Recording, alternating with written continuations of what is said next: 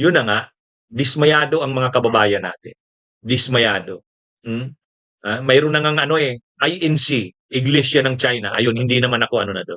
Medyo nakaka-offend na yon sa Iglesia ni Cristo.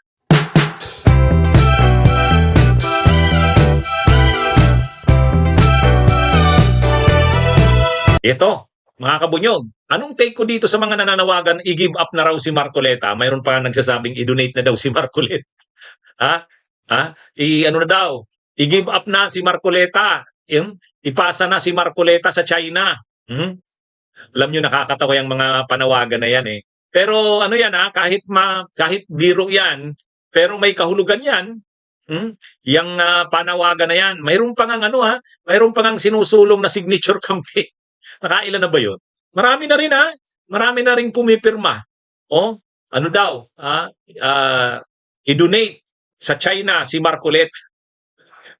Pero alam nyo, kahit biro lang, kahit ano yun, may halong biro, pero may halong katotohanan din yun Parang napoprustrate ang ating mga kababayan na senador pa naman si Marcoleta, senador ng Republika ng Pilipinas, pero imagine niyo naman ang mga pinagsasabi niya, imagine niyo naman ang pinagagawa niya. Para na siyang senador ng China, para na siyang tagapagsalita ng China, mga kabunyog, mga kababayan. Talo niya pa nga ang China Talo niya pa nga ang Chinese sa pagdidepensa sa China.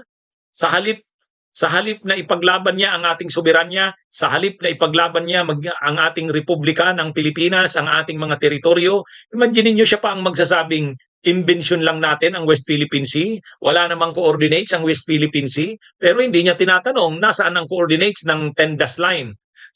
Kaya ano ito mga kabusabi nga ni retired Senior Associate Justice Carpio, pwede siyang kasuhan ng ethics complaint sa Senado, disloyalty to the Republic. Hindi, totoo yan. Hindi mo siya pwedeng kasuhan kasi wartime crime ang ang treason. Wala naman tayong gera sa China. Pero ito, disloyalty to the Republic. At ang dyan, nakakadismaya dyan, senador ka ng Republika ng Pilipinas. Kaya yung mga nakikita nating mga posts, i-donate na lang sa China si Marcoleta, ibigay na lang sa China si Marcoleta, i-give up na raw si Marcoleta. Ano yan? May halong biro yan, pero may halong katotohanan din yan. Parang yan yung pakiramdam ng mga Pilipino.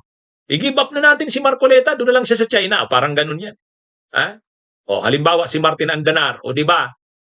Ano yan, press secretary nung panahon ni Duterte, ayun, nandun na sa China. Nagpuprograma siya doon sa state-owned television. Si Martin Andanar. Yun, ano kaya kung parang ang gustong mangyari ng ating mga kababayan, ano kaya kung pumunta na lang sila sa China, doon na lang sila. Siyempre, ang depensa nila Marcoleta niyan, sa kanila Cayetano, hindi kami pro-China, kami ay pro-Filipino. Ang sabi nga ni Marcoleta, gusto ko lang pag-usapan para mas malinawan ng ating mga kababayan. Hindi ganun ang nakikita ng mga kababayan natin. Talagang yung sinasabi ninyo, Cayetano, Marcoleta at Padilla, talagang sa puso nyo yun Yun ang laman ng isip nyo. Yan yung laman ng mga puso nyo. Maka-China talaga ang inyong mga laman ng isip at puso. Hindi naman for the sake of debate yung ginagawa nyo Makikita mo nyo naman yung passion ni Cayetano. Yung passion ni Marcoleta, ni Padilla, yung passion mo, Marcoleta. Passionate kayo sa inyong mga sinasabi. Parang matindi ang pagtatanggol ninyo sa China. Yan ang totoo. Kaya sa frustration ng ating mga kababayan, tuloy may nananawagan na gusto raw i-give up ni Marcoleta ang Kalayaan Island Group. Ano kaya kung siya lang i-give up natin? I-donate na lang kaya natin siya sa China.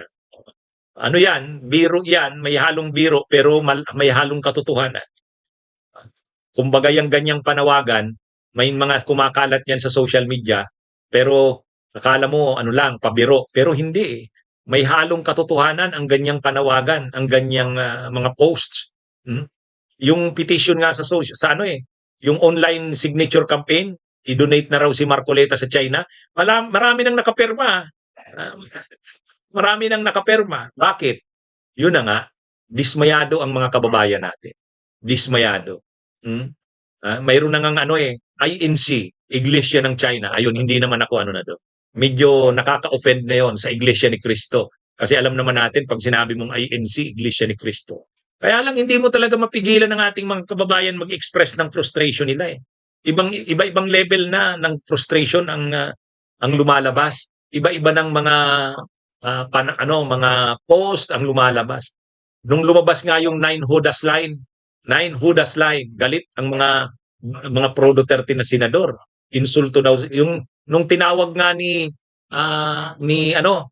yung term na ginamit ni Ronald Llamas, China doors.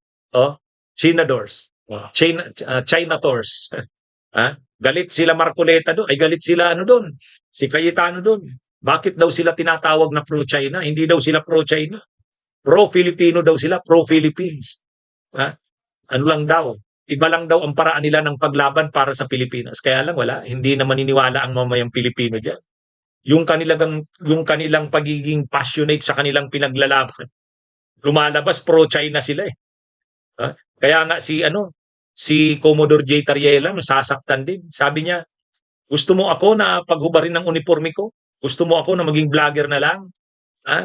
Sa halip na anuin mo ako na dahil nakikipaglaban ako sa bayan natin, kung pa ngayon ang pinag-iinitan mo, kailan mo ba sinabihan ng China na mag-apologize sa ginagawa nila? Wala. Tapos ako ngayon sasabihin mo, ang pinapatungkulan niya si Cayetano. Tapos ako ngayon sasabihin mo mag-apologize ako. Mag-public apology ako. Sinasabihan mo ako, hubarin ko na lang ang uniforme ko at mag-vlogger na lang. Matindi naman ang pagmalain mo sa akin. Oh. Hindi, totoo, medyo masakit sa loob ni ah, Tariela, kaya hindi mo talaga mawala sa kanya na mag-express ng kanyang frustration at pagkadismaya.